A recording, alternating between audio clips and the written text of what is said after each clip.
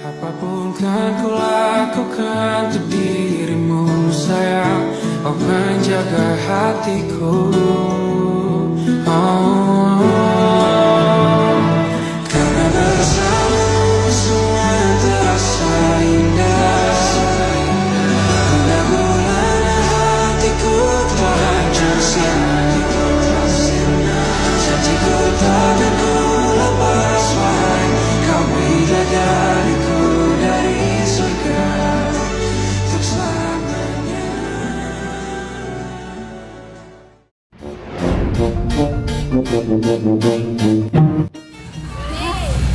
Itu kok gini-gini aja, uang gajian belum nambah.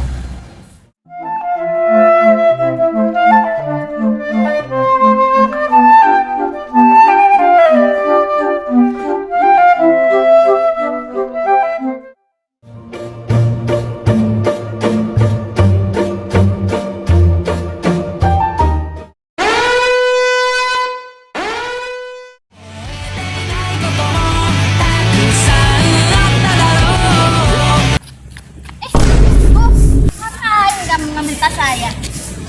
Ekonomi saya lagi turun. Tangan keluarga saya lagi menipis, makanya saya ambil tas kamu.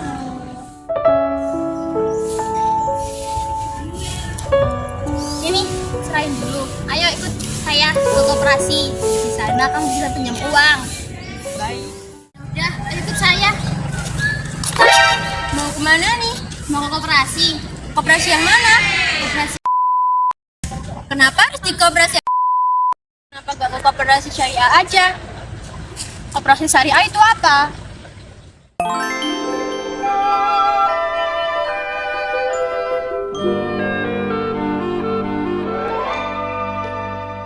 Jadi, koperasi syariah secara teknis dapat dibilang sebagai koperasi yang berisi kegiatan, tujuan dan kegiatan usahanya berdasarkan pada syariat Islam, yakni Al-Quran dan As-Sunnah. Pengertian umum dari koperasi syariah adalah badan usaha, koperasi yang menjalankan usahanya dengan prinsip-prinsip syariah.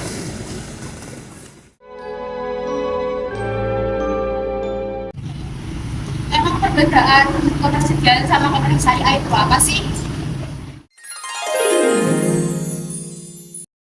Assalamualaikum. Waalaikumsalam. Biarkan saya menjelaskan tentang perbedaan koperasi syariah ya. Yang pertama jelas prinsipnya berbeda dong, karena prinsip koperasi syariah sesuai dengan syariah Islam. Dan kedua, sistem bunga keduanya juga berbeda karena koperasi syariah menganut sistem bagi hasil dengan nasabah. Yang ketiga, aspek pengawasannya yang dilakukan juga berbeda karena koperasi syariah bukan cuma mengaspek tentang lembaga sosial aja. Yang keempat, penyaluran produknya jelas berbeda, dan yang terakhir, fungsi sebagai lembaga zakat. Ada perlu apa ya? Saya mau pinjam uang. Oh, pinjam uang. Yaudah yuk ke saya.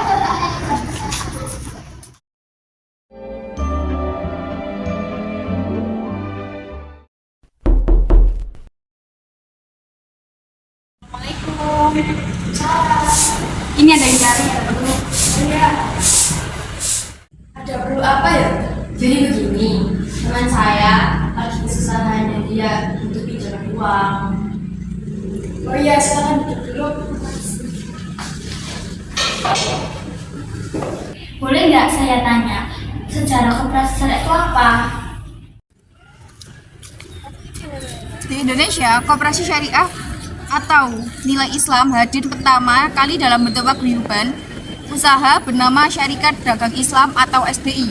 SDI didirikan oleh Haji Samanhudi di Solo, Jawa Tengah. Adapun anggotanya berasal para pedagang muslim dengan mayoritas pedagang batik. Koperasi syariah mulai berkembang ketika banyak orang menyikapi maraknya pertumbuhan Baitul Ma'al wa Tamil atau BMT di Indonesia. BMT yang dikenal pertama kali di Indonesia adalah BMT Bina Insan Kamil tahun 1992 di Jakarta. Dan ternyata BMT ini mampu memberi warna bagi perekonomian masyarakat, terutama di kalangan akar rumput. Nanya nggak sih, emang dasar hukum koperasi syariah itu apa ya?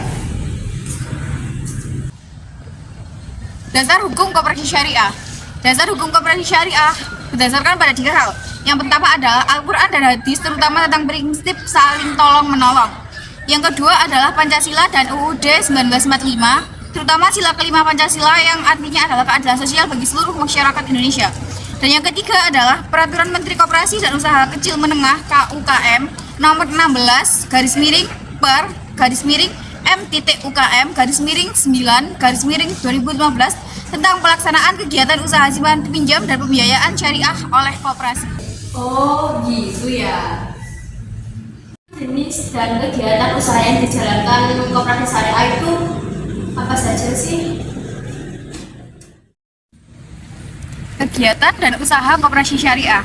Yang pertama adalah ada penghimpunan dana yang terdiri dari simpanan pokok, simpanan wajib, simpanan sukarela, dan juga investasi dari pihak lain. Yang kedua adalah penyaluran dana. Yang ketiga adalah investasi atau kerjasama. Yang keempat adalah jual beli. Yang kelima adalah pelayanan jasa. Keenam, pengalihan utang. Ketujuh, pegadaian syariah. Yang kedelapan adalah pendelegasian mandat. Yang kesembilan adalah penjamin. Dan yang kesepuluh adalah pinjaman lunak.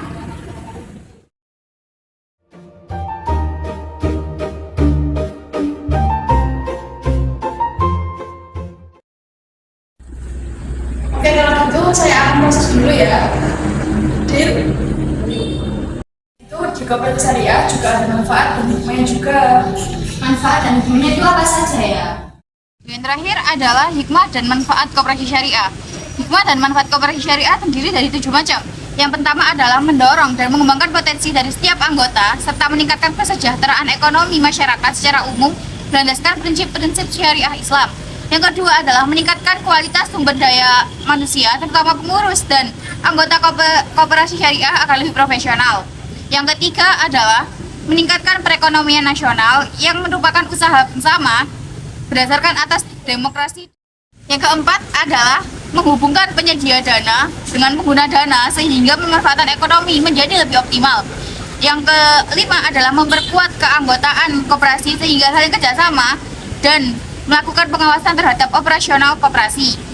Yang keenam, membuka dan memperluas lapangan pekerjaan bagi anggota dan masyarakat umum.